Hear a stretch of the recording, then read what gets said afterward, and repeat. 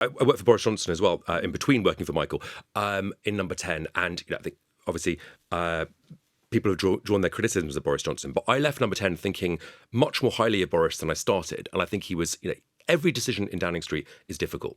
If it wasn't, somebody else would have taken it already. And you're forced to decide on the basis of limited facts and huge time pressure. And every choice available to you is bad. Yeah. And I think he was very good at synthesizing a lot of different ideas around the table and coming to view. He's obviously somebody who has his own style of thinking and decision making. But I thought, actually, I left with so much respect for him because I really felt that the challenges of that job of being Prime Minister are so difficult, and he's obviously very smart and very hardworking. And I also think fundamentally, on levelling up, a topic I know that we're going to come on to, he's just was completely right.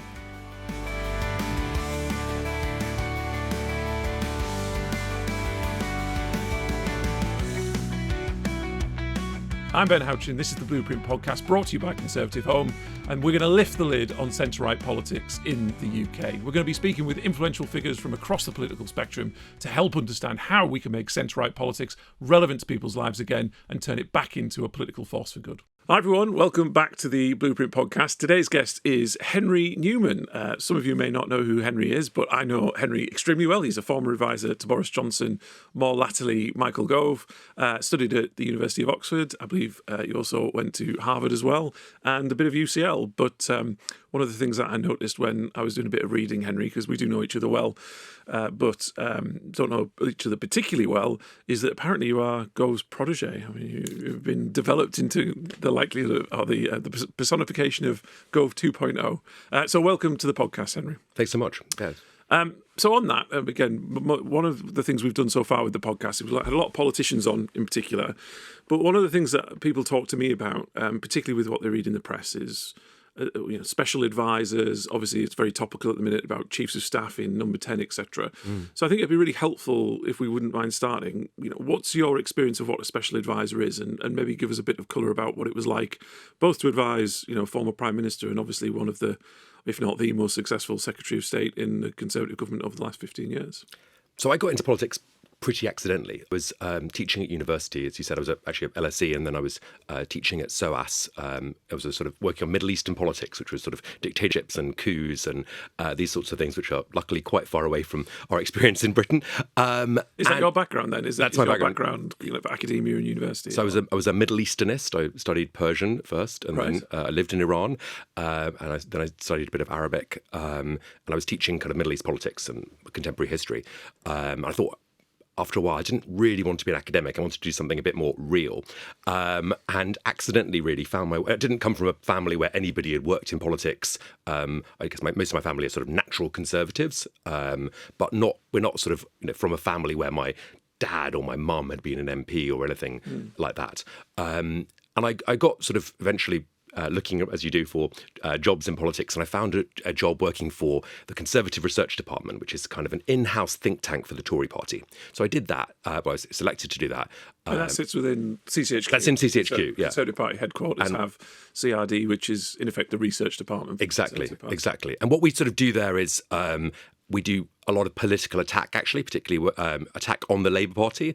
So my job was to work out whatever Ed Balls was doing and then Yvette Cooper was doing, and come up with reasons why they contradicted themselves. And it was a sort of good training in how political attack, and some people don't like the sort of Punch and Judy politics of Parliament, but I think it's really important because it's that debate in Parliament, that kind of attack from one side to the other, which casts light on complex political issues. So ministers at the dispatch box at the time I was assigned to support Theresa May when she was Home Secretary, she would want to kind of have a list of things to read out about how Ed Balls or then Yvette Cooper, who were shadowing her, had sort of flip-flopped on different points or contradicted themselves. And I would be responsible for preparing that. Then, after about a year, I joined Francis Maude, who was a kind of, he'd been a minister under Margaret Thatcher and John Major, and then was brought back by David Cameron and was working in sort of the heart of the Cabinet Office, which is kind of a strange department. It kind of runs the plumbing of Whitehall. I did that till the 2015 election. And how did that come about, moving from, because there's lots of kind of people kind of churn through CRD and then move on to different things. How did you move from CRD into So the I was assigned to kind of support Francis Maude as I was working mainly for Theresa May, but also Francis Maude and a number of other ministers. And I was lucky that a vacancy came up, and actually Laura Trott, who's now an esteemed member of the cabinet, now shadow cabinet, was moving from working for Francis Maude to Downing Street, and I basically got her role. And I was I was a rookie, didn't know what I was doing. Was sort of completely confused by what was happening in Whitehall. It was a tough time at the very beginning. I think all political jobs are difficult, but it was there was a sort of huge hoo-ha over jerry cans and petrol strikes, and I was that was my sort of baptism in politics, working as a special advisor, and I was unexperienced at Whitehall. I was unexperienced at handling the media, but you do learn relatively quickly. And again, for people who don't appreciate the kind of the wiring behind the plug, as it were, particularly with CRD, you don't get the sense, or I certainly didn't get the sense, that you have huge amounts of kind of training. You're kind of thrown in. It's kind of a bit of a sink or swim. You're kind of thrown into an environment with other people within the research department in the first instance, and you just kind of get a feel for what it is. That's right. I mean, it's quite organic, isn't it? It's not kind of very procedural, and you get loads of training, and this is what you must do. You think find your own way to some extent. You do. I mean, I think you're sort of shown how to do things, but it was also quite, to use the modern term, empowering, in the sense that you were, if you were putting out a press release, or you're working on a press release, that your press colleagues, there's a research team and the press team, and they work very closely together. The press team would brief the story to the newspapers. The press team would work with the research team, who would develop the story. And if you're writing a press release with your colleagues in press, it's quite a big responsibility. And if you get it wrong, it's a massive deal. It'll be very embarrassing. And that sort of, I think that sense that you're kind of your name is on the line. You're kind of responsible when you press send for making sure that there's no typos, there's no errors. I remember once getting an email from a member of staff who is actually the in-house historian of the Conservative Party. I think the email said something like, Mr. Newman, I overheard you on the telephone using invite as a noun. Invite is a verb. The noun is invitation. So there was a sort of, a sense of some might call it pedantry. I didn't know we had an in-house historian. So I think there's a sort of there was a sense of standards, and there was some training. And I was, as I said, I was working for Theresa May, and her chiefs of staff at the time were Nick Timothy and Fiona Hill. They were very experienced. And Oliver Dowden was the sort of head of the research department, along with Nick Park, all of whom have kind of had a great deal of experience, and they did impart that. It wasn't a sort of structured training, but you got an apprenticeship in politics. And some people don't like the sort of the political apprentice, whether it's people who've worked in CCHQ or people who've worked as special advisors. I'll make a defence for them, but I've also seen it from the other end of the spectrum. I've been a local activist in my party in Camden for well over a decade now, decade and a half. I've been, on the executive of my local association. You were a councillor for a bit. I was a councillor as well. So I've sort of seen it from that angle, and I understand why people get frustrated with CCHQ and also dislike the idea of special advisors. But you find that, or I found in my personal experience, that the kind of the central office, the Conservative Party central office machine works quite well from a central party point of view, but it never really kind of pushes out into associations in the Conservative Party more broadly. So it works well as kind of a London Whitehall machine to provide briefings to the comms team or to ministers or whoever it might be, and the wider system supports that system. Yes. But you're talking about Camden, I'm talking about the northeast of England. You find that the Conservative Party system around those types of briefings to the party at large doesn't really exist. And it's a really fascinating thing to me. People think that in politics, whether you're a local councillor or an activist or whoever it might be, that there is this giant system that is providing briefings to every single Conservative across the country and saying, these are the lines to take. And it doesn't really work like that, does it?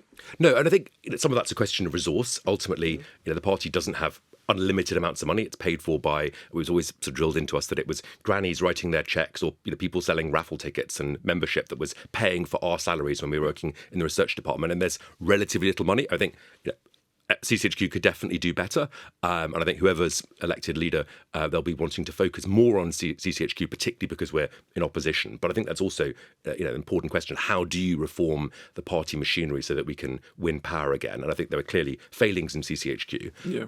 But all of the leadership contenders have made CCHQ quite a large promise in their pitch to the membership. I appreciate they're still going through, at the time of the recording anyway, we're about to find out who the final two are. But yes, even though they're kind of pitching to MPs, their big pitch to members actually is that there has been this thing in the Conservative Party for a period of time now that CCHQ doesn't feel like it's working for members and isn't doing those things that we've just talked about. Yes. So I worked for Francis for about 3 years. Then Francis left the cabinet after the 2015 election, and I moved to work for Michael Gove, who I'd known a little bit because he was his last sort of phase of the coalition government. He was the chief whip, which was based in the cabinet office, and he was involved in some of the policies. He was very supportive of the sort of reforms to Whitehall that Francis Maude was trying to drive. And that, at the time, you asked about what it was like being a special advisor. You're a civil servant, but you're given a license to be political. So you're sort of exempt from some of the rules around normal civil servants, which is that you have to be politically impartial, because everyone knows that special advisors are party political, card carrying. And again, for people who might not be as au fait as you and I are with politics, why is that? Why is there this exempt special position, this political advisor position? Right. So it's been the case for a very long time that we have a permanent civil service, and that civil service shouldn't change whatever the government of the day is. We don't have an American system where the top layers of the administration are replaced. We have a kind of a civil service that serves every government, whatever its political makeup.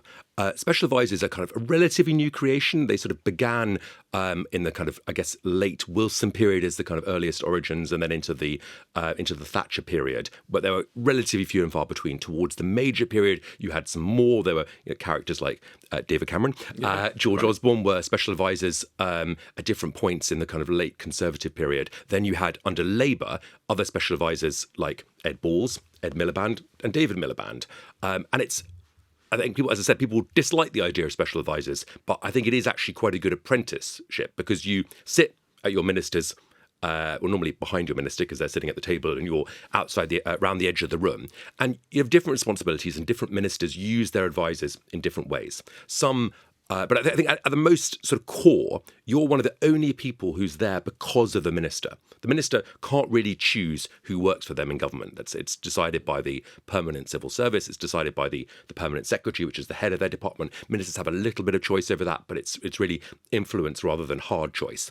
Whereas the minister can pick their special advisors. They used to get 2 if they're a cabinet minister. Now it's grown a little bit, but we're still talking about a small handful of people. When I was working most lately for Michael Gove, there were just 4 of us, and that's in comparison to a department which can be thousands of people. And these are the only people that a minister picks. Nick Herbert, who was a minister under the coalition government, he was a policing minister. He sort of talks about how I think at the Ministry of Justice there was a sort of override for the lift system, and if you were rushing for a division for a vote, you could override the lifts, and the lift would there'd be this siren, some lights would flash, and it would say, "This lift is under ministerial control." And Nick jokes that this is one of the only examples of anything that's actually directly under ministerial control. And when he got in the lift, I think he found a slightly bemused Secretary of State, Ken Clarke, who was actually stuck, and the lift was then moved by Nick Herbert's control. But the point of that joke is that ministers actually have very little direct control over their departments. One of the only people they can choose is their special advisors. They normally have one who does the press side and one who does the comms side. I started off doing a bit of the comms, tended to do more of the press later. Sometimes now, as the numbers have grown a little bit, they might also have one who does parliamentary engagements, talks to backbenchers, talks to different stakeholders, charities, lobby groups, and so on. And you're kind of eyes and ears of the minister inside your department.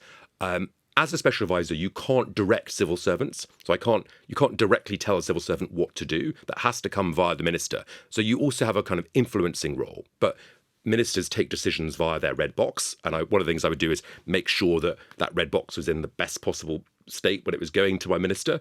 I was lucky that I worked for 3 different ministers, all of whom were hardworking and clever. And they would like to take decisions via a written submission. That's kind of series of papers, and they would annotate those, in some cases quite sort of wildly. In other cases, there'd be a sort of squiggly lines under something they liked. There'd be ticks against something that they wanted to do. And then that sort of those steers and those decisions are interpreted by the private office. And the private office is, for anyone who's seen Yes Minister, that's the kind of the Bernard figure, who's the kind of the principal private secretary who works for a minister and helps them really navigate their department. So there's this kind of strange symbiosis between the special advisor, the political civil servant, and the permanent civil servant, the principal private secretary, and the other private secretaries, and we work together. And I know we're going to come on in a minute to talk about my work on the Whitehall project, but I think even describing all this now, it's quite a strange system. It is a strange It's not familiar to many people. And that's one of the things which, by the end of my time in government, I've been working in it for the best part of a decade and a half. And I thought, looking back on it, when I first started, I was, really naive and inexperienced. And, I'd read some political memoirs, I'd read a bit about Whitehall, but this is not something that people know about. It's a strange world. And to your point earlier about what is it that special advisors do? Well, in my first job, I was arguing with the then Cabinet Secretary, Jeremy Hayward, about delivering Conservative manifesto promises. We wanted to, for example, make sure that if you were working full-time for a trade union, that was controlled, and we shouldn't have lots of civil servants who did nothing but trade union work on the taxpayers' dime. And we took steps to control that, and I had to argue that out with very senior people in Whitehall and defend Conservative manifesto promises. So how does that work? Again, because people will be thinking, particularly things that were detailed in a political manifesto that's been tested at a general election, people would think, a government then comes in, it has a list of things that it promised to the public that it would deliver.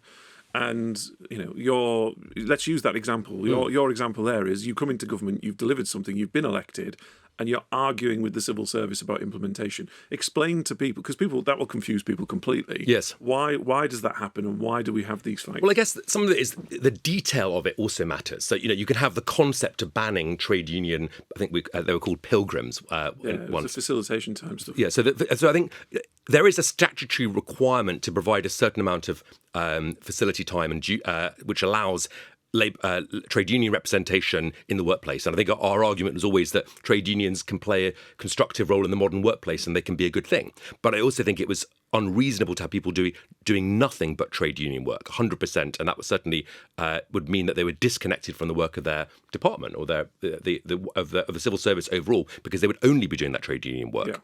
Yeah. So I think there was a question of how we actually implemented the policy was important, how we brought forward transparency around it so that we could make sure that there was a check on it in future. You've just touched upon it there, and I think this is where people get very frustrated with politics, is a manifesto pledge can be very clear and it can be discussed at great length at a general election, and then the successful party will come into government to expect to implement that.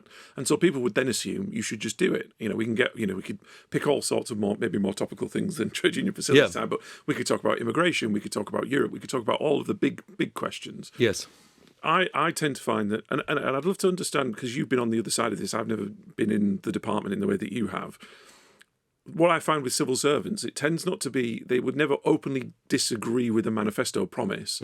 They would slow down things and frustrate things by saying it's the how you implement it, and actually it's not as straightforward as you would think, Minister. And and they might have a point. I mean, I think. But the question is, one, do they do that just cynically because they disagree with it and they use mechanisms to slow it down, or two, should we be less cynical than that? And they are actually trying to implement it, but they have like I say, this, irrespective of the government, they have this decades and decades of experience and knowledge about other things that are impacted by a manifesto promise. Exactly.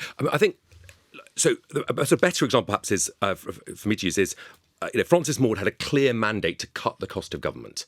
That was one of the things he wanted to achieve as a minister. And he wanted to do that by bearing down on spend on consultancy, making sure that different government departments weren't bidding against each other to rent the same piece of property. I mean, I know that sounds mad, but it did actually happen. Or that different departments weren't buying the same equipment at different prices. And that we were sort of negotiating, using our sort of scale as a big buyer of everything from services to products like paper, and doing it in the best and most efficient way possible. And the reality is that was actually quite difficult to effect. And we had we said some things about it during the election. I can't remember what was literally in the manifesto, but it wouldn't have been very detailed. There might have been some documentation behind that, but with the best will in the world, that would have been worked up relatively quickly. And I think the civil servants would have said, But we do need more detail than that, Minister. And there's some choices about how you do that. There's some choices about how far we centralise things, how much power you want to take over this, or how much you want to let departments do their own thing. What's the threshold for this? And I think that is totally true and fair enough. I would also say that there were examples where certain civil servants, it was a minority, but certain civil servants didn't like the direction of travel on certain policies and sought to slow them down, potentially even block them. That was unusual, but it did happen. And it was particularly around things which affected the kind of the core idea of the civil service, things that they saw as their kind of exclusive bailiwick, something that wasn't necessarily, pure minister. There was this sort of sense that we also have to defend and stand up for the system, the civil service. And I sort of get that. And I think you might have this here today, gone tomorrow sense of ministers that they just might rampage around and cause some long-term damage to the structures of Whitehall. But it did worry me. And it was one of the things that I found working in the Cabinet Office. It was quite messy up close. It was sort of arguing, as I said, with the Cabinet Secretary or his chief civil servant at the time, and we would, it wasn't hand-to-hand combat, but it was quite a lot of working at sitting down and working out difficult details where there were, to be fair to the civil servants involved, different, as they would say, equities, different kind of pressures, different needs. Yes, they might say, Minister, you can centralise all of the procurement in this way, but if you do this, you'll be taking power away from other secretaries of state who might like a particular brand of paper or might want to sort of to rent their own prestige properties or whatever else. And it sounds slightly ludicrous, but I think it's an example of how complicated decisions can actually be in practice. So I think you are right. At one level, people think, and many observers will be like, can't you just get on with it in government? And there is truth in that. And it's, I think sometimes it feels like in government, for every person trying to do something, there are many people trying to stop it happening. And that's depressing. But I also think things are more complicated. And that's one of the real challenges about politics. It's not just like business. Of course, people need to come into politics with lots of different skills, and coming from a business background, coming from a background of running a big organisation or a charity is important. But in politics, and you've seen this, you've got to balance all kinds of different things when you've got an executive position, and I think it has unique challenges. So, what's interesting though, you obviously worked for Michael Gove for a number of years, and despite all of those challenges, give us a bit of an insight as to how he was so effective and had the ability to affect the changes that he was trying to make, because it wasn't just as if as minister he was trying to affect relatively minor tweaks to his department and the direction of travel. He made some fundamental reforms in education, yes, and like I say, more latterly, something you were directly involved with, particularly on the devolution white paper and the new English devolution bill that went through over the last kind of 12 months of the Conservative government. How do you find different ministers are able to pull the levers of the machine more effectively than others? And why was Michael so good at it compared to others? So I didn't work with Michael at DfE. I worked with him shortly afterwards at Justice. And I think I saw there how he came. It was a surprise that Michael was made Justice Secretary really after the 2015 election. And so I sort of got to see what it was like when he was moved to a new department. And I would say he kind of was ferociously eager to read as much as he possibly could about the new department. And he's read all the briefing the civil service could give him, and they kept producing more and more briefing. And he would meet with all the different stakeholders and lobby groups from sort of across the political spectrum. So from the kind of the real prison reformers, from the sort of Prison Reform Trust and Howard League for Penal Reform, all the way through to kind of victims of heinous crimes who took a very different approach to sentencing and so on. And it would so I think he did a lot of listening. He met with and spoke to former ministers, both Conservative and Labour, who'd been Justice Secretary. He also met with people like Joshua Rosenberg, who was then the BBC's legal sort of top legal supremo, and just I think thought quite a lot about it before he did that much. He made Did he do the same with devolution then as well? I think he did. I think he'd shadowed the housing department in opposition, but I think again he was kind of prepared to listen and read and think about it. And I think first of all he's very clever, and that helps. I don't think there's any massive mysticism to Michael's abilities. He's hardworking and intelligent, and I would prepare his red box most evenings, and he would get through 100 pages, maybe more overnight, on top of a kind of busy office day and then normally an evening engagement or two, and would sort of churn through paperwork and was quick to come to a decision. And that's a very important skill. It's another skill which I think Boris Johnson had, which was you have to be decisive in politics. You can't just always ask for more information and delay. Politics, the ministers need to be able to choose and decide. I think Michael was good at that. He was also good at chairing a meeting, and that's also important. It's a different skill from deciding. Sometimes you've got to be able to bring people together and hear different sides. In terms of the kind of structure of how he ran the department, when we were at Levelling Up, the housing department, he liked to have a note from each directorate in his weekend box. So they would write normally sort of 2 sides or so of sort of what was the sort of top issues that were rising up the in tray. And there'd be one from the housing directorate, one from the Levelling Up directorate, one from the local government directorate, one from the kind of building safety directorate. And they would be a kind of synthesis of the different problems and ideas that were bubbling up. And then we'd have a big meeting with all the Directors General, which is the kind of second most senior level of Whitehall, with the private office, that's the kind of group who directly support the minister, the special advisors, and the junior ministers, so the kind of the housing minister, the Levelling Up minister, the local government minister, and the permanent secretary, and then normally 1 or 2 non-executive directors. Would you do that every week? I read That'd be every Monday morning. I mean, I was surprised that Angela Rayner has since scrapped that, which I think is the reason I asked is I was speaking to somebody who said that. Well, actually, when Michael obviously left the department after the general election, I'm told from a very reliable source that the handover was fantastic. I mean, it sounds like from inside MHCLG now, which is what they've obviously renamed or gone back to the old name of the department. They were like, this has been left in a really good state. Actually, we're pretty happy with the direction of travel. There's not a huge amount that needs to be done. And one of the things that I'd heard from somebody was that the civil service were slightly relieved that Angela Rayner was quite happy for the department to kind of just let them get on and do things, whereas Michael had them in every Monday morning to make sure that they were delivering the things that he wanted them to deliver. He was aware of some of the problems early on, so he can get ahead of them, whereas it seems like, again, I suppose it's different ministers deal with things in different ways. They do. They're quite relieved to have regained a little bit of control that Michael maybe took away from them. Yeah, I would. I'm sure that's a fair critique. I mean, obviously, I haven't been in the department since Angela's taken over, but I think that what I would say is that Michael wasn't sort of bashing civil servants over the head. No. Yeah, and he weren't saying that.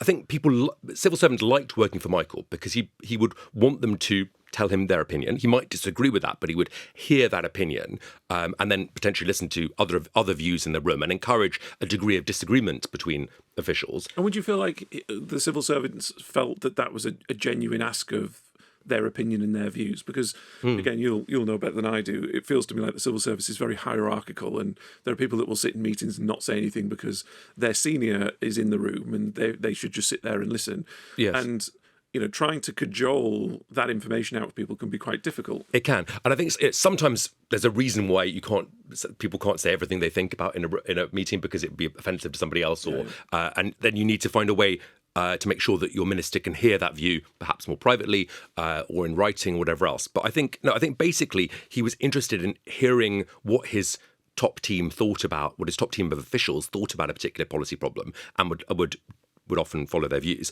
He also brought in some external people. We had a kind of policy unit, which was largely staffed by existing civil servants who knew Whitehall but were kind of interested in coming up with more creative ideas than perhaps they might otherwise be able to do. And they were, to a degree, sort of freed from some of the hierarchy of the normal civil service. So, for example, we had somebody who did a lot of work on housing quality.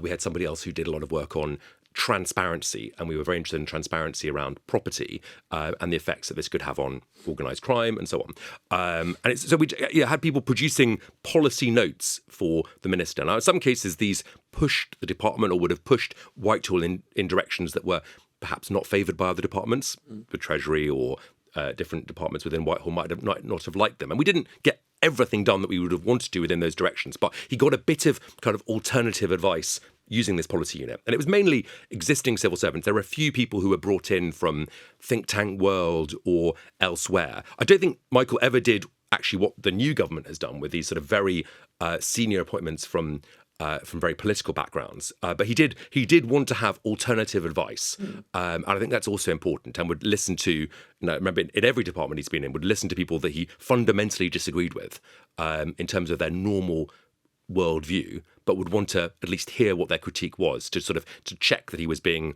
I think, true to his policy agenda. I think fundamentally he was also quite good at, and I saw this around the Homes for Ukraine scheme.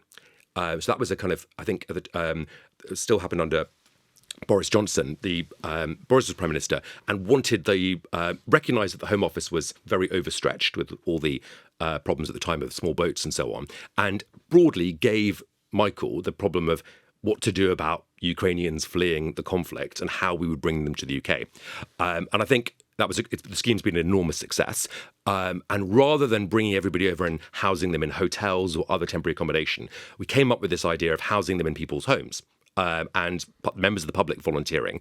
And initially, there was a lot of kind of skepticism from many of the established charities. The refugee charities didn't really love the idea of this. They wanted people to be given, they wanted the state to pay for the accommodation and to buy them hotels. And that just, frankly, wasn't really affordable and wouldn't have been viable. And I actually think there's a really good argument that if you house somebody in a home, they get a chance to integrate in the host country in a different way from being sort of warehoused in a block of accommodation. That was successful. I mean, there are a lot of anecdotes on the ground, particularly if you speak to local councils, social services, the police, that over a period of time it kind of worked well in a honeymoon period, but actually there were frictions that started to be created when you invite somebody into. Of course, there's frictions. When you obviously mean best of intentions when you say actually I'd love to be able to help somebody who's found themselves in an awful situation. Do you think it was a successful policy? I do. I mean, I think you've got to think about the counterfactuals. Either we'd have been charging the taxpayer an enormous amount of money to house people in hotels. I think that would have been very difficult to defend. Or, frankly, in many of these cases, people had nowhere to stay. They were sleeping rough in a train station in Germany or wherever else where they managed to flee across the border and make their way there. So I think you have to sort of consider what else we could have done. And I think, yes, of course, there were teething problems, and some people found having a sort of a guest staying around the table quite odd. I mean, of course it would be. But I think broadly the scheme was a success, and it helped a lot of people reach safety in the UK. And what I saw with that was, as an insight into how Michael worked, he was very decisive and was willing to take a degree of risk. So there was a lot of concerns being raised, I think understandably, about the safeguarding risks. So what happens if there's children involved, or if there's single women coming? Many of the people obviously leaving were women. And how do we protect them in the host accommodation? That, of course, was a reasonable concern. And I think Michael balanced listening to those concerns with also a need to be decisive. And frankly, if we had ticked every possible box and dotted every I and crossed every T before anyone came to the UK, frankly, we would never have got anyone out of the immediate countries next to Ukraine into the UK. So he recognised that you had to balance some risk, take some risk as a minister, but also be decisive. Well, the perennial problem with government, right, particularly with certain ministers, that the risk aversion of being able to take a decision, there's always a reason not to do something, and the civil service will always explain to you the risks to a decision. Yeah, and that's their job. And that's their job, absolutely, but that can scare a number of ministers into never making a decision as a result, because they don't want to incur any risk. Whereas you find, I think, in my limited period of time in politics, those best ministers, of which Michael is obviously one, is exactly that. They have to balance, irrespective, there are always risks to be incurred with the fact of the counterfactual, which is to do nothing, and the negative impact that can have. Yeah, and I worked for Boris Johnson as well, in between working for Michael, in Number 10, and I think obviously people have drawn their criticisms of Boris Johnson, but I left Number 10 thinking much more highly of Boris than I started, and I think he was, every decision in Downing Street is difficult. If it wasn't, somebody else would have taken it already. And you're forced to decide on the basis of limited facts and huge time pressure, and every choice available to you is bad. Yeah. And I think he was very good at synthesizing a lot of different ideas around the table and coming to a view. He's obviously somebody who has his own style of thinking and decision making. But I thought, actually, I left with so much respect for him, because I really felt that the challenges of of that job of being Prime Minister are so difficult, and he's obviously very smart and very hardworking. And I also think fundamentally, on levelling up, a topic I know that we're going to come on to, he's just was completely right. Yeah.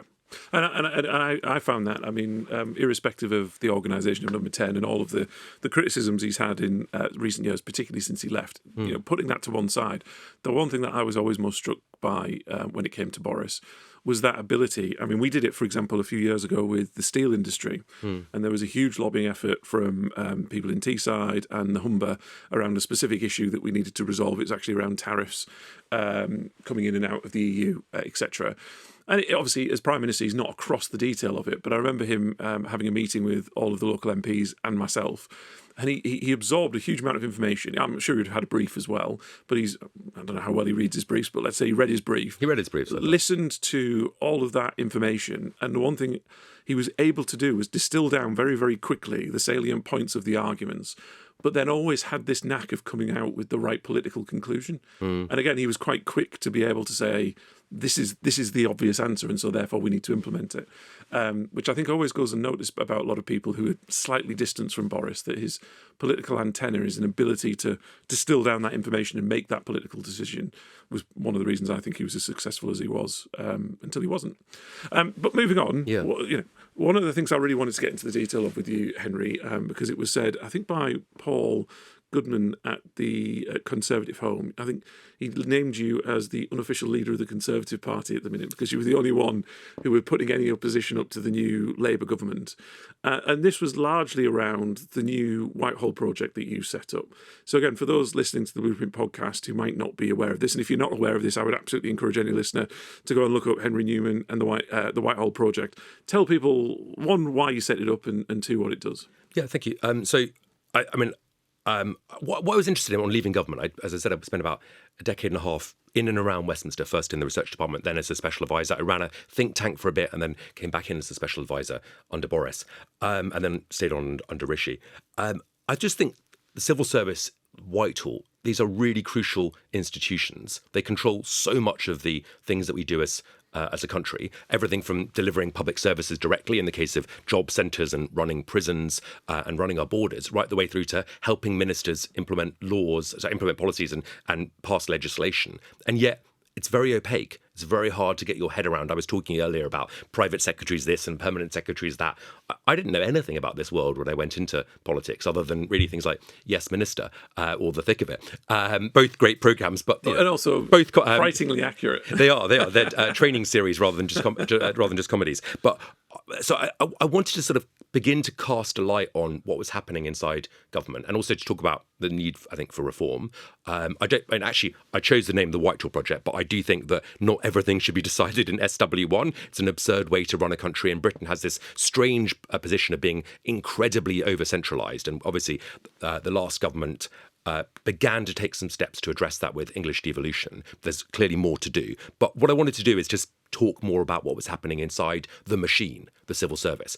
In the course of doing that, I uncovered a bit of what I think has now become a cronyism scandal, some questionable appointments made to civil service positions where individuals who were linked to political donations were given permanent civil service jobs. And I mean, of course, all government departments, all ministers have brought in to Whitehall people in the past. That's a normal process. But what I don't think has ever happened is the appointments of the seniority we've seen under this government. So, for example, in the science department, there's a relatively young woman called Emily Middleton who was appointed as Director General. And that's a very senior job in Whitehall. A Director General runs the entire prison service, or the whole of the security services are run by Directors General. These are very, very big jobs. She's relatively young, but also has no experience of Whitehall. And the company of which she was a partner had donated to the man who is now the Secretary of State in that department, who then secured her appointment as a Director General. Now, I think that's quite surprising. And I don't think the new government has really explained that all the processes were followed in the right way. Now, some people might say, well, why do you care about processes? These things don't really matter. I think you can make that argument, and I think that ministers should be able to get on with things. But I also think that our sort of constitutional setup, our system of checks and balances relies on people doing the right thing and declarations and donations need to be declared. And I think particularly for the Labour Party, which made such a big deal about made a mountain out of every molehill, the last government did, that seemed completely obsessed by everything that Boris Johnson did as they saw it wrong. I think it is quite hypocritical and it's quite surprising. So if we go back to the beginning of where you set it up, I mean, your intention obviously wasn't necessarily to uncover the cronyism scandal, which you ended up doing. That wasn't the intention of why you set it up. But I think for me, it breaks down into a number of things. So you started it. The thing that I saw was particularly around this process of appointments that you've just outlined. And I think when you distill it right down, and we'll get into a bit more detail on this, but when you distill it right back, irrespective of who is appointed where and the seniority, albeit the seniority I think is actually quite important because, like you say, for decades, there have been relatively low-level appointments, not least special advisors, which I appreciate are also a special case, where there can be kind of an injection into the civil service to help deliver the government's agenda. I think the thing that I think a couple of things made this different. Obviously, there's the kind of the freebie donations bit, but there's also a very narrow thing of if you are a minister and you have to, in effect, sign off on or are involved in an appointment, or there is a very senior appointment to your department of which you have received a donation from that person or somebody linked to that, then you are in effect saying that if you, in simplest terms, and I'm not saying that this is what the Labour government have done, but these are the questions that you're raising, is if I donate enough money to a party who is then elected to government, that I can be given an extremely senior job that could run the whole of the prison service, or run the whole of the security service, or run the whole of the the housing department in MHCLG, and that's the fundamental issue. It's in effect cash for jobs, really. I think that's certainly a criticism that could be made. I think there are also other criticisms that you could draw, and I think that you're bringing people into the permanent civil service who are partial to your point of view and to your ideas. There's an organisation called Labour Together, which is linked to many of the new appointments. It's a strange organisation. It's essentially sucking up a lot of different donations and then spitting it out again and donating itself to Labour candidates. So again, for people that might not know, my understanding of what Labour Together is, I mean, Labour Together was in effect set up when Labour were in opposition. It was very much the kind of moderate element of, or a chunk of the moderate element of the Labour Party, which kind of railed against the Jeremy Corbyn element, and was really set up as a lobbying arm within the Labour Party. It was lobbying the Labour Party not to become this kind of very left-wing communist idea that Jeremy Corbyn wanted. And so it recruited people, MPs, activists, potential future candidates into the fold, of which they were then very influential, and they brought in very influential people who had influence over things like candidate selection, being able to push people in the right direction. And it seems like they were also donating to either MPs or candidates as well to try and curry favour with them, to try and drive the direction of the Labour Party. So it's become, I think, the most important donor to the Labour Party, to Labour Party candidates, which is extraordinary in just a few years. And I mean, all the things you said are correct, but I think there's also more to it. Morgan McSweeney, who's now the new Chief of the Staff, having replaced Sue Gray, was the head of this organisation.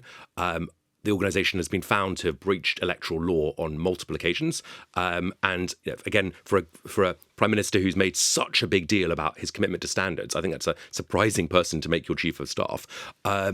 But I think the reason I'm interested in it is because it sort of points to this wider question of what people were getting from these donations. And there are other examples of organisations which they put a lot of money in to supporting different Labour politicians. I think broadly, I'm in favour of donations in politics. I don't think taxpayers should have to pay to fund politics, but transparency is important. And I think, as you were saying, also, people want to know, was there a quid pro quo? Is this jobs in return for that's being given in return for the cash that you donated, or is it policy?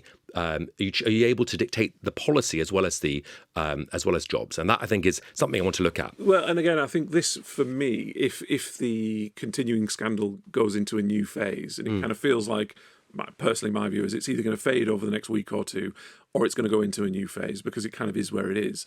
The new phase for me is it's this point of appointments and influence. And again, so you've got the potential Labour activists, people sympathetic to the Labour Party, actually people within things like Labour Together getting appointed to very senior positions within the government civil service, which again is unusual. Again, I think people would be less bothered if they were being appointed, say, as political advisors, because it would be more open and transparent. And it would be, there is a precedent there for a lot of years now that is a natural thing to do, to be able to help deliver the government's agenda alongside the politically neutral civil service.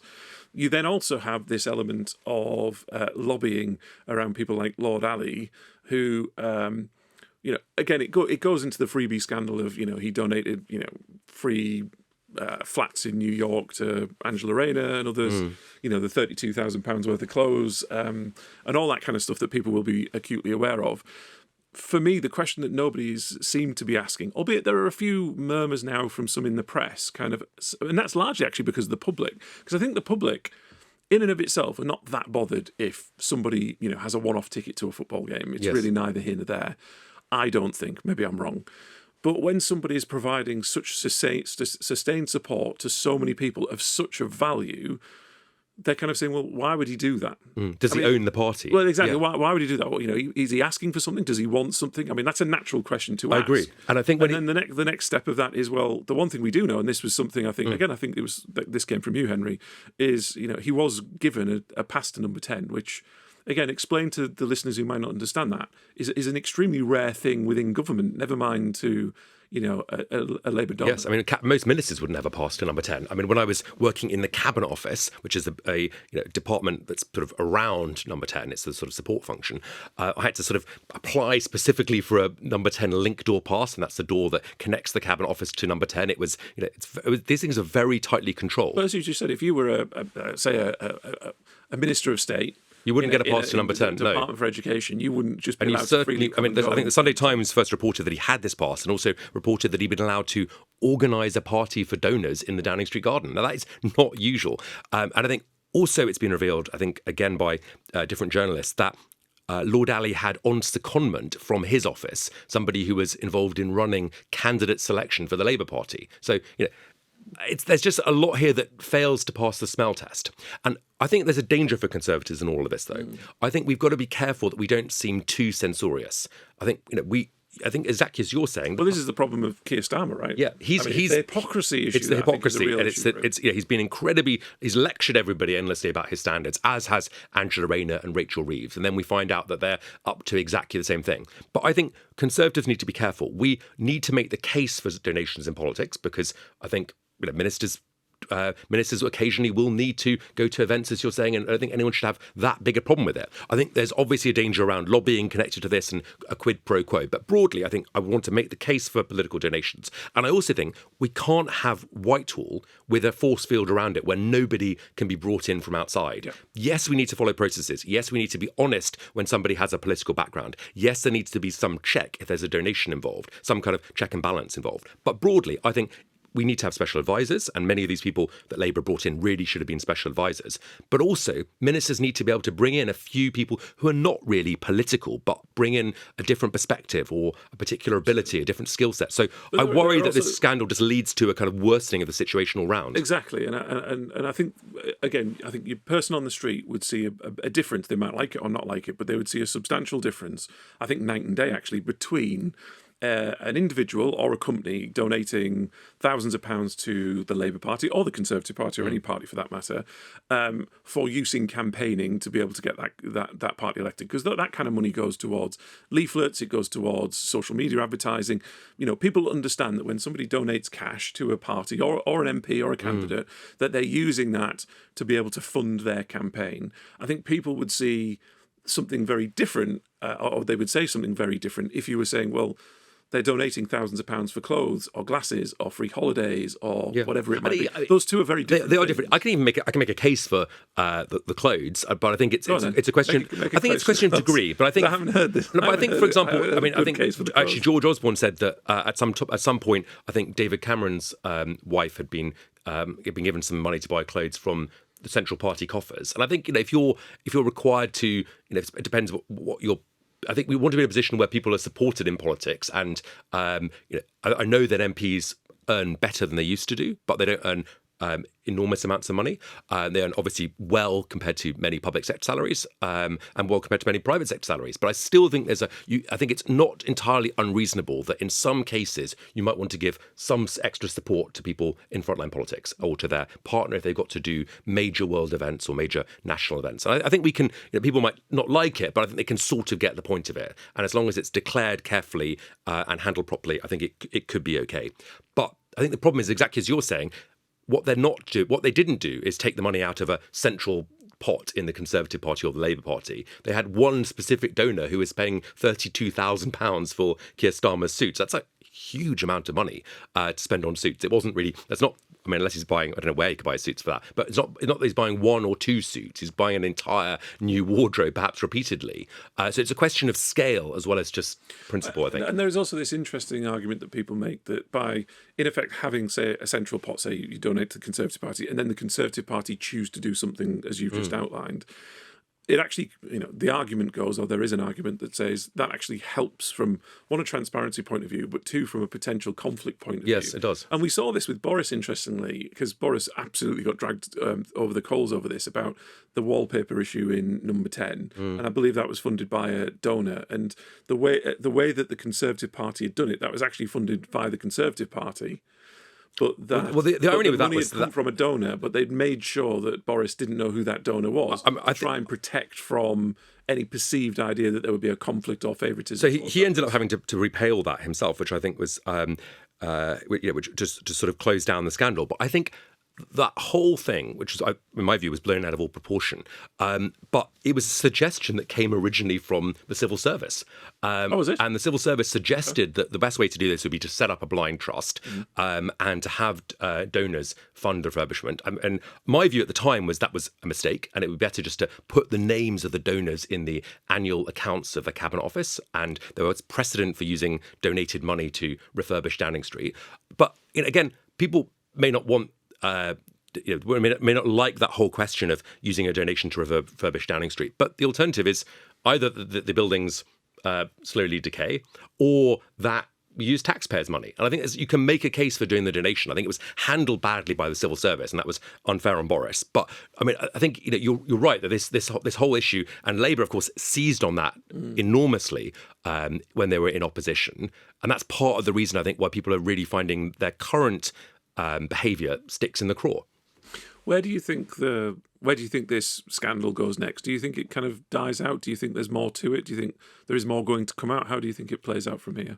Well, I don't know. I mean, I think overall, this is now sort of, as a political message, it's solidified in the public imagination. Labour won't be able to pretend that they're whiter than white. They can't claim this particular high standards. When they talk about being committed to standards, I think audiences and television programmes will laugh at them.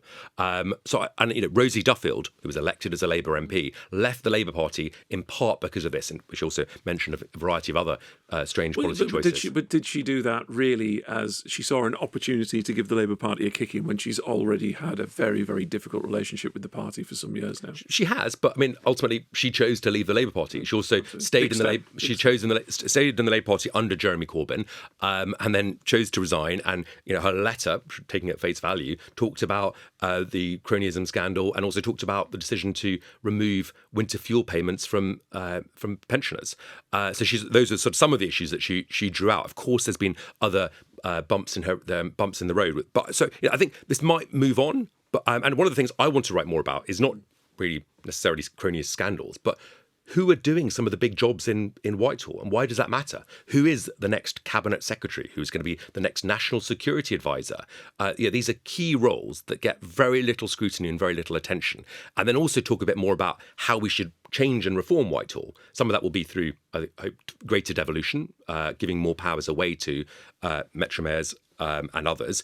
But also some of that will be making it potentially easier for ministers to bring people in to help support their agenda, albeit with better checks and balances and transparency. Well, it's interesting because at the time of recording this, it was yesterday that Sue Gray resigned as the Chief of Staff in number 10.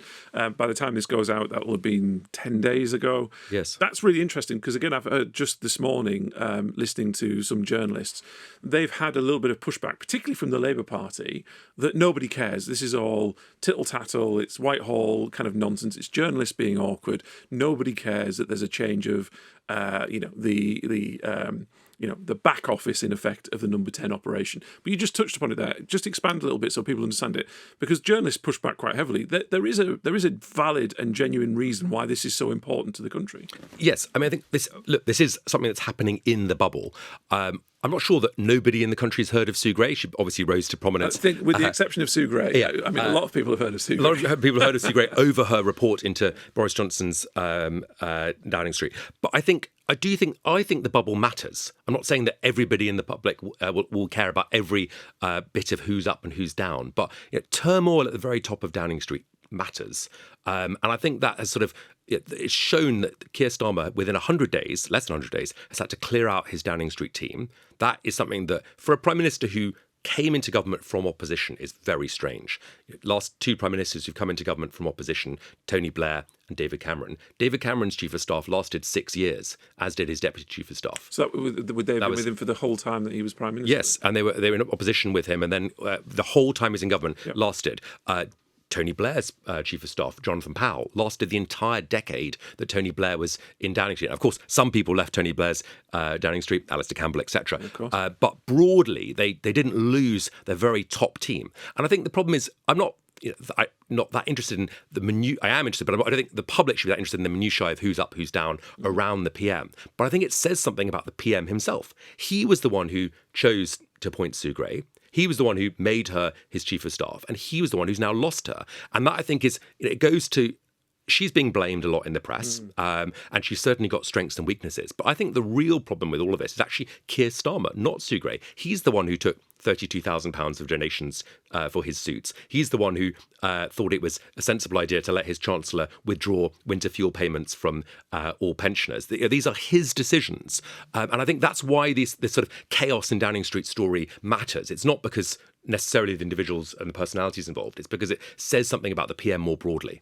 So you think, to put it bluntly then, do you think that Sue Gray was a bit of a scapegoat? And I only say that because I just read an article that you'd written in The Telegraph very recently saying, and I don't know whether you wrote the headline, you probably didn't, but the headline was, "Getting rid of Sue Gray won't stop Starmer from being a hopeless Prime Minister." I mean, I do think it proved pretty hopeless so far. And I think that's not a controversial view. I mean, Will Hutton, who's certainly not a Conservative, was writing, I think, in The Observer about how it was one of the most chaotic starts of any government in recent memory. And I lay that at the Prime Minister's door. And I read Tom Baldwin's biography of Keir Starmer, which is obviously a sympathetic biographer. He's was clearly a Labour person, previously worked for different newspapers, but also comes from a Labour background.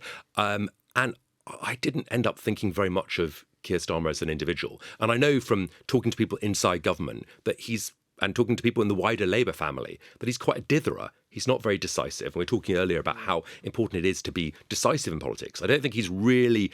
People say he's not very political. That's true. But I don't think he's particularly interested in policy either. He's not interested in that big ideas. And I sort of think some of those personal flaws are coming through. So where do you think the problems in number 10 started? So are you basically saying he's not very good and therefore it's his fault? Or are there problems with the wider team? Which ultimately, I mean, as you, I think, made the argument in your Telegraph article, I mean, he appointed those people he thought they were good enough for the job. So again, it doesn't seem to me, but I also don't know the new Chief of Staff. It doesn't seem to me like just getting rid of Sue Gray is going to solve his problems. No, I don't think it will. I think people can make a case against Sue Gray being Chief of Staff, and I think it was... Do you know Sue? I do know Sue. I worked with her over a long period of time. What was your, if you don't mind me asking, what were your views of Sue on a personal level and on a working level? So I got on with Sue personally. I don't think I would have made her Chief of Staff. I don't think that was her skill set. I don't think she knew very much about politics, and I don't think she would have claimed to. But I think... Is that an important skill to have as Chief of Staff, again, for people listening who might not understand? Is the political element really that important? Because, again, the way that it's conveyed to the public is she's brought in because she is of the system, she understands how the systems work, she knows the people, and if you want a lever pulled relatively quickly and efficiently, she'll be able to help you get through the malaise of the system to be able to affect the change that the Labour Party are trying to change.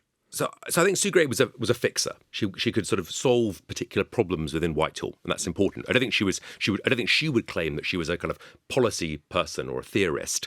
And I think that that has Does the Chief of Staff need to be that?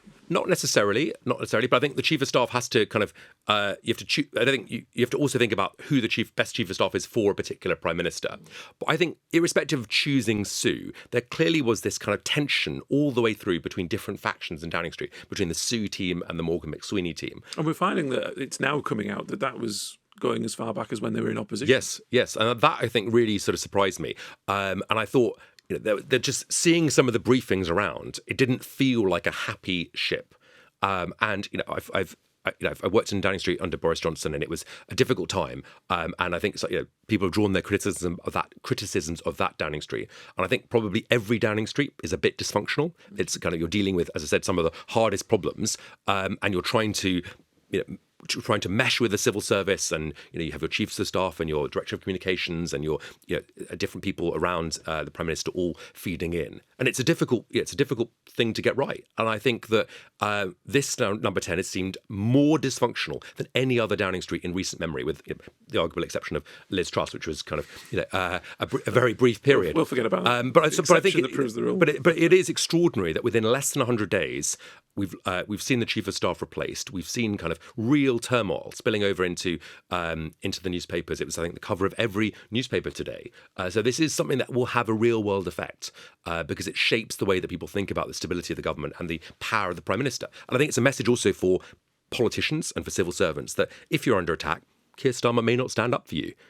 He'll get bored. And then it's interesting to play devil's advocate, and this isn't my message, but listening to some in the press. So for example, if you read some of Robert Peston's tweets recently, I'm not entirely sure what he thinks he's doing, but he basically is suggesting that this is a demonstration of how ruthless and cutthroat and hard-nosed Keir Starmer is, and it actually shows that he's a strong leader because he was able to wield the knife quickly rather than allowing it to drift. Yeah, I mean, I think he clearly was ruthless. I think he obviously fired Sue Gray, and that's pretty brutal. And it sounds like it was a sacking that was not well received. So, I mean, yes, he has been decisive at some level. I think it would have been better to have got a grip about this long before. And I think it's hard to claim that this is a show of strength. Prime ministers only really have three big cards when they're on the rocks. They can do a Downing Street clear out. They can do a cabinet reshuffle, and they can do a big fiscal event like a budget. We've got the big fiscal event, the budget, coming up in a few weeks' time. So that's happening already, and lots of Rachel Reeves's measures have fallen apart. She promised to raise money from a pensions grab, from a dividend grab, and from clamping down on non-doms, and she's having to abandon all of those. So, will that budget be a big reset moment? I don't know. It's hard to see, but maybe she'll do brilliantly. And we're hearing this morning, I think, that Morgan McSweeney is keen on a cabinet reshuffle at some point. So those are the only three tools that a prime minister's really got to change the political weather. And it explains people, because again, it seems to me in my limited time in politics that one, a clear out of Downing Street is an interesting one to go to as a first lever. Secondly, to go to, not necessarily a clear out, but in effect a reshuffle within Downing Street, removing Sue Gray, etc., is a very significant thing.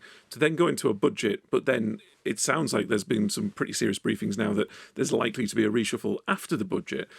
That seems a really interesting thing to do, to pull all three of those levers within potentially 3 months. Then what other cards do you hold after that? And I think this government made a big deal about not just their commitment to standards, which has fallen apart, but that they were going to bring stability. That enough of the Tory psychodrama and all this sort of stuff, which they claimed had beset the last few years, and yet. There's more of that psychodrama, more of that internal briefing. Not only was there been briefing between Sue Gray and Morgan McSweeney, but we had cabinet ministers briefing. And The Guardian was reporting this, so a friend of the current government. The Guardian was reporting that multiple cabinet ministers have been briefing against Simon Case, who is the cabinet secretary and the most senior civil servant. Who in effect has been forced out now as well. Really. He's leaving as well. I think it's said that that's over his health. But this does not seem like a happy place, and why does that matter? It matters because it's about good decision making.